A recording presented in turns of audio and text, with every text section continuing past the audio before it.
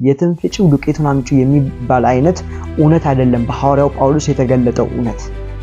ይሄ ማለት ጳውሎስ ቀጥታ ከክርስቶስ ኢየሱስ የተቀበለው እውነት ነው። ሰዎች የሚድኑበት እውነት ነው። ሰዎችን ሁሉ የሚያድን የእግዚአብሔር ጸጋ ተገለጠ ብሎ በማስተዋል ሲናገር እናገኛለን። ይሄ ማለት ዘላለም የእግዚአብሔር እውነት፣ ዘላለም የእግዚአብሔር ዕቅድ፣ ዘላለም የእግዚአብሔር ምስጢር የተገለጠበት የእግዚአብሔር መሰረት ነው።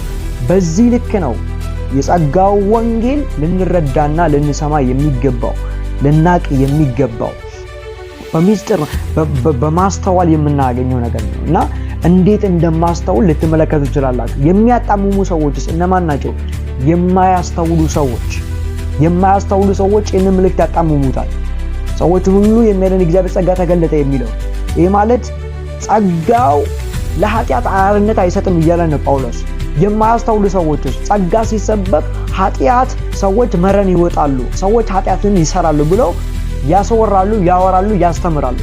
ግን ጳውሎስ ጸጋን በመስበክ ሰዎችን ከኃጢአት መንገድ ማስቆም እንደሚቻል፣ ሰዎች ጸጋን በመስማት ኃጢአትን ማቆም እንደሚችሉ፣ ጸጋን በመከተል ጸጋን በመማር ስለ ኢየሱስ በማወቅ ኃጢአትን ማቆም እንደሚችሉ ይነግረናል። ጳውሎስ ለአሕዛብ የተላከ ሐዋርያ ነው። ይሄ ማለት ለአሕዛብ የሆነው መልእክት ከሮሜ እስከ ፊልሞና ድረስ ተቀብሎ እንኩ ያለን እንግዲህ ጌታ ክርስቶስ ኢየሱስ እንደተቀበላችሁ በእርሱ ተመላለሱ፣ ስር ሰዳችሁ በእርሱ ታነጹ ይላችኋል። በእርሱ ምን ብሉ? ታነጹ። ጌታ ክርስቶስ ኢየሱስ እንደተቀበላችሁ በእርሱ ተመላለሱ። መቀበል ብቻ አይደለም፣ በእርሱ መመላለስ፣ ስር ሰደን በእርሱ መጽናት፣ እንደተማርነው በሃይማኖት ጸንቶ መኖር፣ ምስጋና እንዲበዛልን ማድረግ ከኛ ይጠበቃል። እንዳማኝ ክርስቶስ ኢየሱስን ሲያምን የእግዚአብሔርን ቃል በትክክል የተፈተነውን ራሱን ለእግዚአብሔር በማቅረብ እንደሚገባ የእግዚአብሔርን ቃል አጥንቶ ሊያቀርብ ይገባል። እውነትንና ውሸትን እየለየ፣ ጨለማና ብርሃንን እየለየ፣ ሞትና ሕይወትን እየለየ፣ ያለፈውና ያሁኑና የሚመጣውን እየለየ ለትውልድ የተቀመመውን ሕይወት ያለበትን ትክክል የሆነውን የእግዚአብሔርን እውነት ሊያቀርብ ይገባል። ሰላም ጸጋና ሰላም ከእናንተ ጋር ይሁን። የአባቴ ብሩካን ዛሬ በሌላ መልእክት ደግሞ ወደ እናንተ መጥቻለሁ። የመልእክቴን ሐሳብ እስከ መጨረሻው ድረስ እንድትመለከቱትና እንድትከታተሉት በጌታ ፍቅር ጠይቃችኋለሁ።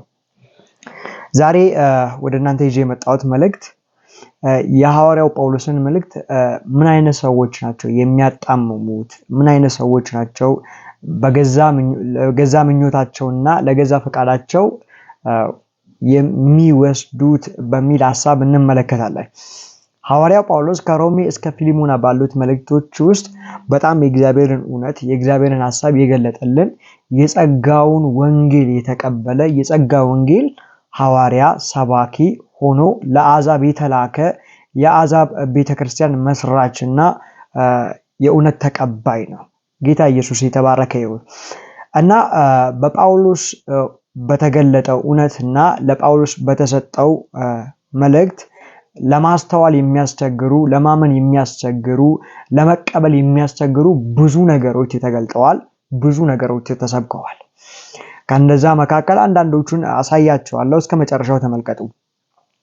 ጴጥሮስም በዚህ እውነት የተመሰረተውንና ስለዚህ እውነት አስረግጦ ይነግረናል። ሐዋርያው ጳውሎስ መልእክትን እንደተቀበለ ለአሕዛብ እንደጻፈና ሐዋርያው ራሱ አማድ ለተባሉት በኢየሩሳሌም ለሚገኙ ለዮሐንስ፣ ለያዕቆብ፣ ለጴጥሮስ ራሱን እንደገለጠ ራሱን እንዳሳየ እነሱ ወደ ተገረዙት ይሄዱ ዘንድ እሱ ደግሞ ወዳልተገረዙት ይሄድ ዘንድ የጸጋው ወንጌል ከኢየሱስ ክርስቶስ እንደተቀበለ በሰዎችና በሰዎች ያልሆነ በክርስቶስ ለክርስቶስ የሆነ ሐዋርያ እንደሆነ ደጋግሞ በመልእክቶቹ ላይ ተናግሯል፣ ደጋግሞ ጽፎልናል። እና እነኚህ መልእክታቶች እነዚህን እውነቶች በዛን ዘመንም በአሁኑም ዘመን የሐዋርያው ጳውሎስን የሚያጣምሙ ብዙዎች አሉ። ሐዋርያው ጳውሎስ ድህነት በጸጋ ነው ይለናል። ሐዋርያው ጳውሎስ ደህንነት ያገኘነው በክርስቶስ ኢየሱስ በመስቀሉ ሥራ ነው ብሎ ይነገረናል። ብዙዎች ግን አይደለም ሕግንም በመቀበል ሕግንም በመተግበር ሕግ ሲደመር ጸጋ ያድናሉ ብሎ ለሰዎች ሲናገሩ በዛን ዘመንም በአሁኑም ዘመን ታማኝ ያልሆኑ የጸጋውን አደራ ያልተቀበሉ ሰዎች በገዛ ምኞታቸው ይህንን ወንጌል ሲያጣምሙ እናገኛለን። ሐዋርያው ጴጥሮስ ሁለተኛ ጴጥሮስ ምዕራፍ 3 ቁጥር 15 ላይ ይህንን እውነት ይነግረናል። የጌታችንን ትዕግስት መዳናችሁ እንደሆነ ቁረጡ ይላል። እንዲሁም የተወደደ ወንድማችን ጳውሎስ ደግሞ እንደተሰጠው ጥበብ መጠን ጻፈላችሁ። በመልእክቱም ሁሉ ደግሞ እንደነገረ ስለዚህ ነገር ተናገረ። በእነዚህ ዘንድ ይላል። በእነዚህ ዘንድ ማለት ጳውሎስ በጻፈው መልእክቶች ዘንድ ከሮሜ እስከ ፊልሞና ባሉት መልእክታት ዘንድ በእነዚህ ዘንድ ለማስተዋል የሚያስቸግሩ ነገር አለ። ያልተማሩና የማይጸኑትም ሰዎች ለራሳቸው ሌሎች መጻሕፍቶችን እንደሚያጣምሙ እነዚህ ደግሞ ለገዛ ጥፋታቸው ያጣምማሉ። ተመልከቱ፣ እነኚህ ሰዎች የሐዋርያው የጳውሎስን መልእክት ብቻ አይደለም የሚያጣምሙት፣ ሌሎችንም መጻሕፍት የሚያጣምሙ ናቸው። ለገዛ ምኞታቸው የሚተረጉሙ ናቸው። እነኚህ ሰዎች ምን አይነት ሰዎች ናቸው ብለን ስንጠይቅ፣ አንደኛ የማይጸኑ ሰዎች ናቸው፣ ሁለተኛ ያልተማሩ ሰዎች ናቸው፣ ሶስተኛ ለራሳቸው የሚኖሩ ለራሳቸው የሚሮጡ የእግዚአብሔርን ሐሳብና ፕሮግራም ያልተረዱ ሰዎች ናቸው። ጳውሎስ ከዘላለም ዘመናት በፊት የተሰወረው የእግዚአብሔርን ጥበብ እግዚአብሔር በክርስቶስ ኢየሱስ ለኔ ገለጠልኝ ይላል። ለጳውሎስ የተገለጠ ወንጌል ሰዎች እንደሚያጣምሙት አይነት የሆነ እውነት አይደለም። ለጳውሎስ የተገለጠው ወንጌል በክርስቶስ ኢየሱስ ከዘላለም ዘመናት በፊት ከትውልዶች ሁሉ የተሰወረ እውነት ነው። ይህን ደግሞ በተለያየ መጽሐፍቶች ውስጥ አስረግጦ ነግሮናል። የሐዋርያው የጳውሎስ መልእክት ሰዎችን ለማዳን ወይም ደግሞ ሰዎችን ለማስመለጥ እግዚአብሔር የአሕዛብን ፕሮግራም በጳውሎስ በኩል የቀጠለበት እውነት ነው። ተመልከቱ፣ እነኚህ ሰዎች የራሳቸውን ሐሳብ ነው የሚያስተናግዱት፣ የራሳቸውን ፍቃድ ነው በራሳቸው ምኞት እነዚህ መጽሐፍቶች የሚያጣምሙት፣ እነዚህ መጽሐፍቶች ለገዛ ለራሳቸው የሚተረጉሙት። ጴጥሮስ ነግሮናል። በእነዚህ ዘንድ ለማስተዋል የሚያስቸግር ነገር አለ። የሚያስቸግር ነገር አለ። ለምን? በነ ጴጥሮስ ያልተሰበከ እውነት አለ። በ12ቱ በበጉ ሐዋርያት ያልተሰበከ እውነት አለ። ነገር ግን በሐዋርያው ጳውሎስ የተሰበከ እውነት አለ። ይሄ ደግሞ ምንድነው? አሕዛብም አይሁድም በአንድ አካል በክርስቶስ ይድናሉ የሚል ነው። አይሁድም አሕዛብም ሕግን ስራ በመጠበቅ ሳይሆን በጸጋው ወንጌል በጸጋው ስራ በመስቀሉ ቃል እንዲያው በጸጋው ምን ይላሉ? ይጸድቃሉ። ሮሜ ላይ እንደሚነግረን አሕዛብም ለፍርድ ይቀርባሉ፣ አይሁድም ለፍርድ ይቀርባሉ። አይሁድ ለፍርድ የሚቀርቡት ሕግን በመተላለፋቸው ሕግን መፈጸም በማቃታቸው ለፍርድ ይቀርባሉ። ኃጢአተኞች ናቸው። ሕግን መጠበቅ አልቻሉም። አሕዛብም ኃጢአተኞች ናቸው። እግዚአብሔር የለሽ የሆኑ ሰዎች ናቸው። ሕግ የለንም ቢሉ እንኳን የልቦና ሕግ አላቸው። የልቦና ሕጋቸውን ተላልፈው ለርኩሰትና ለማይረባ አእምሮ ተላልፈው ተሰጥተዋል። ስለዚህ በእግዚአብሔር ፍርድ ወንበር ፊት ይቀርባሉ። ሁሉም ኃጢአትን ሰርተዋል አለ። አስቀድሞ አለ አይሁድንም አሕዛብንም ምን ብለናል? ከሰናል፣ ከኃጢአት በታች እንደሆኑ። ይሄ ማለት አሕዛብም አይሁድም ከኃጢአት በታች አድርጎ ነው የሚዘጋው ሐዋርያው ጳውሎስ። ከዛ በኋላ አንድ ነገር ይነግረናል። አይሁድም አሕዛብም ከኃጢአት በላይ የሚሆኑበት በእምነት ሕይወት ስርዓት የሚስተዳደሩበት በጸጋው ሕይወት ስርዓት የሚመላለሱበትን አዲስ እውነት ይነግረናል። በመካከል ያለውን የጥልን ግድግዳ አፍርሶ ይላል። ሁለቱም በአንድ አካል አስታርቆ ነው ሰዎችን ያዳነው ብሎ ኤፌሶን ምዕራፍ 2 ላይ ያለውን እውነት ይነግረናል። ይህንን እውነት ሮሜን ያነበበ ሰው ኤፌሶንን ያነበበ ሰው በደንብ አድርጎ ይረዳዋል፣ በደንብ አድርጎ ያውቀዋል፣ በደንብ አድርጎ እውነቱን ይረዳል ማለት ነው። ስለዚህ ጴጥሮስም ይነግረናል ለማስተዋል የሚያስቸግር ነገር አለ። አንድ አሕዛብ አሁን አንድ አይሁድን አሕዛብ አንተ ከዚህ በኋላ በአይሁዳዊነት ምንም ጥቅም የለህም ብትሉት እንዴት ሆነ ብሎ ሌላ ፋይል ሊከፍት ይችላል። ሌላ ታሪክ ሊፈጠር ይችላል። ሌላ የሆነ ቁጣ ሊያመጣ ይችላል። ሐዋርያ ጳውሎስ ግን አሁን አይሁድም የለም አሕዛብም የለም፣ ሁሉም በክርስቶስ አንድ አካል ናቸው ይለናል። አንድ አካል በክርስቶስ አዲስ ፍጥረት። ስለዚህ የሐዋርያው ጳውሎስን መልእክት የሚያጣምሙ ሰዎች ምን አይነት ሰዎች ናቸው መሰላችሁ? ያልተማሩ ሰዎች፣ የማይጸኑ ሰዎች። ያልተማሩ ሰዎች ማለት ጳውሎስ የተገለጠለትን ወንጌል፣ ጳውሎስ የተሰጠው ወንጌል ያልተማሩ ሰዎች፣ ውሸተኞች ወንድሞች፣ ሐሰተኞች ሰዎች፣ ውሾች፣ እንደገና ወደ ሕግ የሚመለሱ በሕግን መዳንን የሚፈልጉ አይነት ሰዎች ናቸው። በእርግጥ ሐዋርያው ጳውሎስም መልእክቱ የራሱ መልእክት በማስተዋል ሊነበብ እንደሚገባ ኤፌሶን ምዕራፍ 3 ላይ ነግሮናል። እንደዚህ ይለናል፣ ስለዚህ አሕዛብ ስለሆናችሁ ስለ እናንተ የክርስቶስ ኢየሱስ እስር የሆንኩ እኔ ጳውሎስ ለእግዚአብሔር እንበረከካለሁ። ለእናንተ ስለተሰጠኝ ስለ እግዚአብሔር ጸጋ መጋቢነት በእርግጥ ሰምታችኋል። አስቀድሜ ባጭሩ እንደጻፍኩ ይህንን ምስጢር በመግለጥ አስታወቀኝ። ይህም ስታነቡ የክርስቶስን ምስጢር እንዴት እንደማስተዋል ልትመለከቱ ትችላላችሁ። በማስተዋል የምንረዳው እውነት ነው እና በማስተዋል የሚነበብ ነገር ነው። በማስተዋል የምናውቀው ነገር ነው ማለት በእርግጥ ባለ መንፈስ የምናውቀው ነገር ነው። ይሄ ማለት ጥድፍ ብለን አግበሰብሰን የምናየው ነገር አይደለም። የትንፍጪው ዱቄቱን አምጪ የሚባል አይነት እውነት አይደለም። በሐዋርያው ጳውሎስ የተገለጠው እውነት ይሄ ማለት ጳውሎስ ቀጥታ ከክርስቶስ ኢየሱስ የተቀበለው እውነት ነው። ሰዎች የሚድኑበት እውነት ነው። ሰዎችን ሁሉ የሚያድን የእግዚአብሔር ጸጋ ተገለጠ ብሎ በማስተዋል ሲናገር እናገኛለን። ይሄ ማለት ዘላለም የእግዚአብሔር እውነት፣ ዘላለም የእግዚአብሔር ዕቅድ፣ ዘላለም የእግዚአብሔር ምስጢር የተገለጠበት የእግዚአብሔር መሰረት ነው። በዚህ ልክ ነው የጸጋው ወንጌል ልንረዳና ልንሰማ የሚገባው፣ ልናቅ የሚገባው። በሚስጥር በማስተዋል የምናገኘው ነገር ነው እና እንዴት እንደማስተውል ልትመለከቱ ትችላላችሁ። የሚያጣምሙ ሰዎችስ እነማን ናቸው? የማያስተውሉ ሰዎች። የማያስተውሉ ሰዎች ይህንን መልእክት ያጣምሙታል።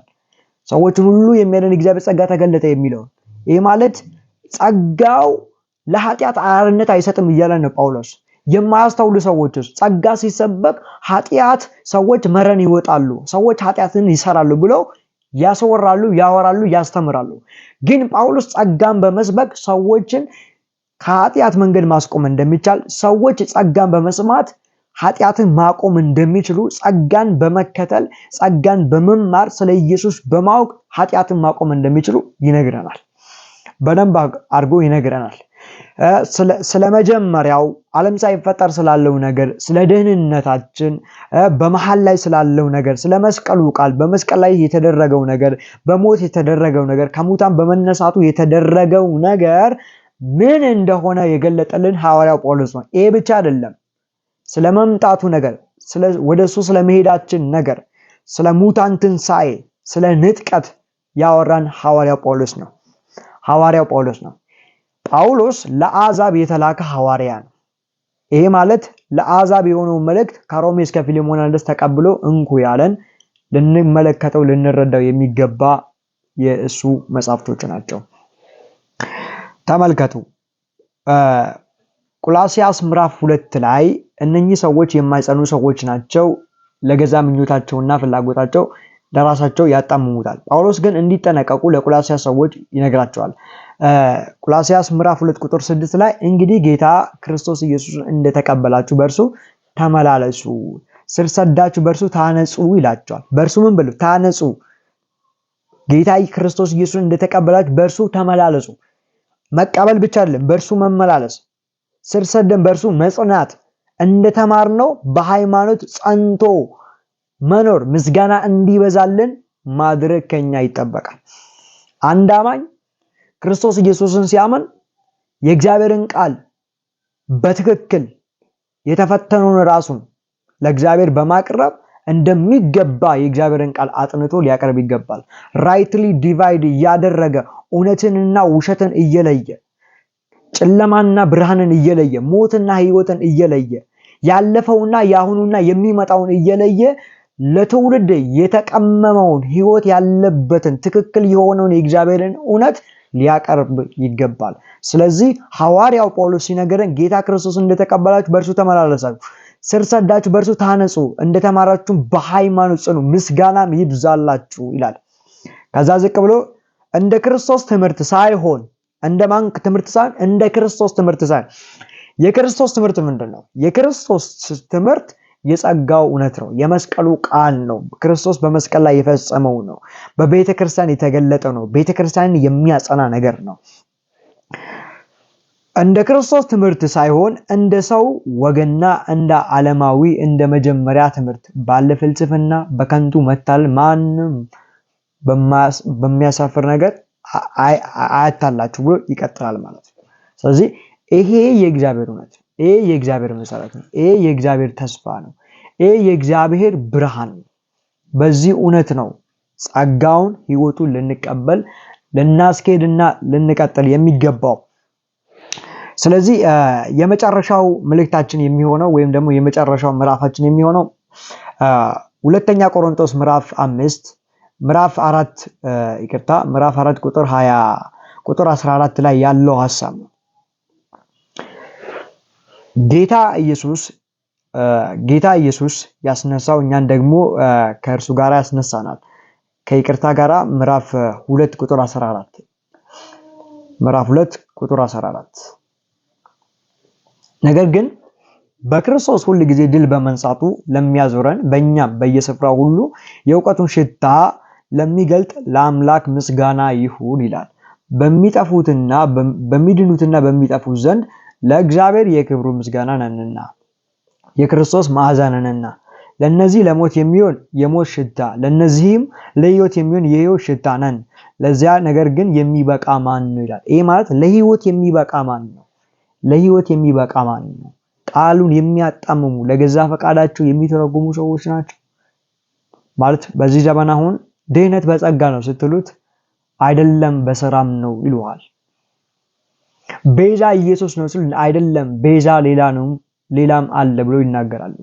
በርግጥ ሌላ ቤዛ አለ? በርግጥ ሌላ አዳኝ አለ? በርግጥ ሌላ ሕይወት አለ? የለም። ቤዛችንም ደህንነታችን የሚገኘው በክርስቶስ ኢየሱስ ነው። የሚበቃ ማን ነው አለ። የሚበቃ ሰው ለድል የሚበቃ ለሕይወት የሚበቃ ሰው ማን ነው ስትሉ ቃሉን በትክክል የሚያጠና የእግዚአብሔርን እውነት በትክክል የሚያቀርብ የተፈተነውን ራሱን ለእግዚአብሔር ያቀረበ በጸጋ የሚመላለስ በሃይማኖት የጸና ሰው ሊሆን ይገባል። 17 ላይ የእግዚአብሔርን ቃል ቀላቅለው እንደሚሸቃቅጡት እንደ ብዙዎቹ አይደለንም ይላል። ቀላቅለው እንደሚሸቃቅጡት ይሄ ማለት ምን ማለት ነው መሰላችሁ? ወተትና ውሃ ስትቀላቅሉ ከወተት ማግኘት የሚገባችሁን አታገኙም። ብዙ ጊዜ የእግዚአብሔርን ቃልና ያለፈውን ሕይወት ስርዓት ዓለማዊነትን ሕግን ትምህርት በመቀላቀል ለኛ ይሰጡናል። ከእግዚአብሔር ቃል ከመስቀሉ እውነት ልናገኝ የሚገባውን ሳናገኝ እንቀራለን። ሰዎች ቀንጭሮ ይቀራሉ። ሰዎች በኃጢአት እንዲመላለሱ ያስደረጋቸዋል። ስለዚህ በዚህ እውነት የሚመላለሱ በዚህ እውነት የተጠመዱ ሰዎች ምን ናቸው? ቀላቅሎ የሚናገሩ ሰዎች ናቸው። እንደ ብዙዎቹ አይደለንም ይላል። ቀላቅለው ቃሉን የእግዚአብሔርን ቃል ቀላቅለው እንደሚሸቃቅጡት አይደለንም። እኛ ቃሉን ቀላቅለው የሚሸቃቅጡ ሰዎች አይደለም። በቅንነት ግን ከእግዚአብሔር እንደተላከን በእግዚአብሔር ፊት በክርስቶስ ሆነን እንናገራለን። በክርስቶስ ሆነን በእግዚአብሔር ፊት እንናገራለን። ምን እንናገራለን? የመስቀሉን ቃል፣ በክርስቶስ የተሰራውን እውነት፣ በክርስቶስ የተገለጠውን እውነት። ይህንን ሕይወት ለብዙዎች አድርሱ። በዚህ ጸጋ ተመላለሱ። ቀላቅሎ የሚናገሩትን ሳይሆን ያልተቀላቀለውን ያልተበረዘውን የሚጠቀሙ ሰዎች መሆን አለባችሁ። ልክ እንደዛ ከወተት ማግኘት የሚገባችሁን ታጣላችሁ፣ ከቃሉ ማግኘት የሚገባችሁን ሳታገኙ ተቀራላችሁ። ጸጋ ከእናንተ ጋር ይሁን። ይህን እውነት ለብዙዎች እንድታደርሱ ለዩቲዩብ አዲስ ከሆናችሁ ሰብስክራይብ እንድታደርጉ በጌታ ፍቅር እንድታበረታቱኝ ጠይቃቸዋለሁ። ጸጋና ሰላም ከሁላችሁ ጋር